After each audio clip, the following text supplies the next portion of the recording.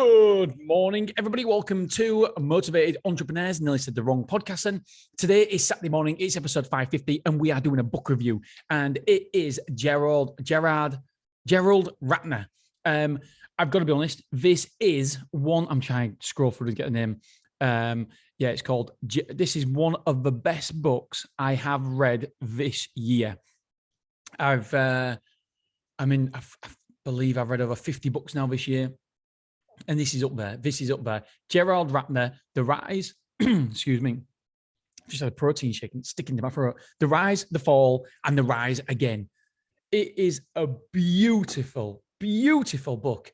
Honestly, you can I listened to it in like 36 hours, something like that.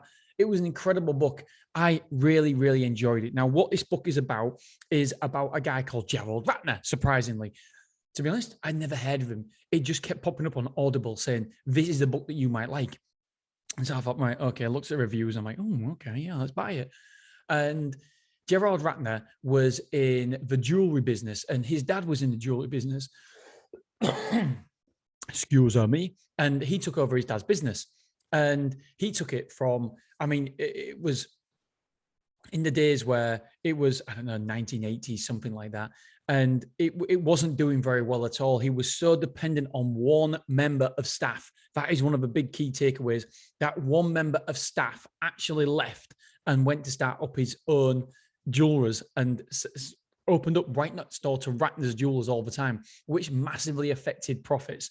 Anyway, so Gerald Ratner then went on. Basically, his business was struggling, really struggling. He couldn't finance his debts. It used to be making £1 million a year, which was good, but he had debts. He had existing debts that he had to pay down all the time. So he was making no money whatsoever.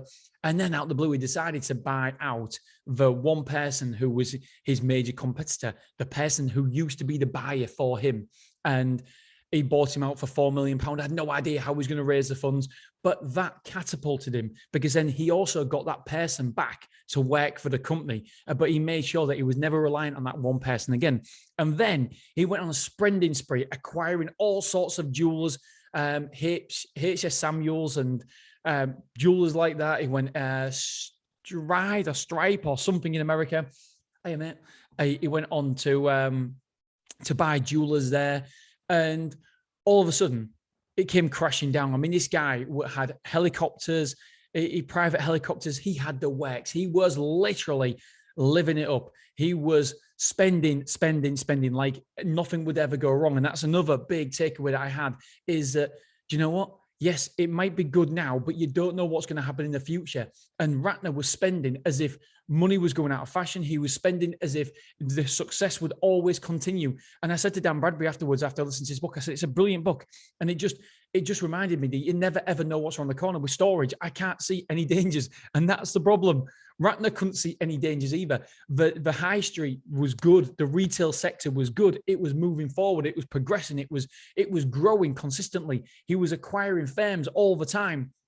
And on the horizon was only blue skies. It didn't seem like there's any choppy waters coming. And then the 90s hit, the recessions came, and Ratner had made jokes before about his jewelry not being very good and not lasting as long as Marks and Spencer's prawns and stuff. But in the 1980s, the booming 1980s, it was okay to make them sort of jokes because everybody was living a great lifestyle. Then the recession came, the foreclosures of people's houses, the interest rates being absolutely massively high. And Ratner made a speech. And to be honest, when I listened to the speech, I was like, is this it? Is this the speech that that his career went, blue? He got sacked from his own company because of his speech, because of the things he said.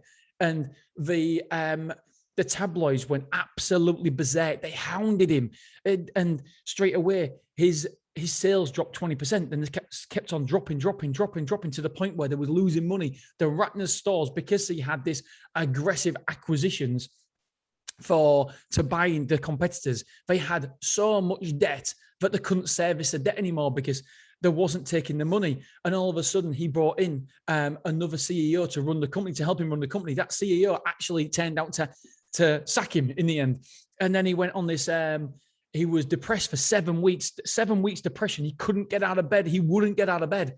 And he said, do you know what? But at that time, I actually found that yes, it was tough for me, but in the end, I started having time for my wife again, my daughter. He had a failed marriage, by the way, and all that as well. He talks about it was such an honest and open book, but fundamentally, what went wrong is that his empire was built massively on debt, and it was always the debt was there, serviceable if it was clear skies. He said something wrong, and therefore he couldn't service the debt, and the whole pack of cards came tumbling down. And for me, that was a massive lesson for me, and something that I've got to heed as well, because in terms of self-storage, where the industry is, I build my company up on debt. And so you've just got to be very, very careful, because if it's good now, it doesn't mean it's going to be good tomorrow or the next week. You've got to make sure that you protect your business, and your business can run in the lean times as well. How does the lean times look? Is it serviceable, still the debt, or are you skating right on the edge? And that was the biggest takeaway for me. However, that wasn't the end of a Ratner story. So yes, he spent 7, 8 weeks, 9 weeks in bed. Then he started spending time with his family. He started liking it a lot more. He started going on dates with his new wife. He started spending time with his kids, and he thought, wow, I've been missing all this. He started cycling, etc.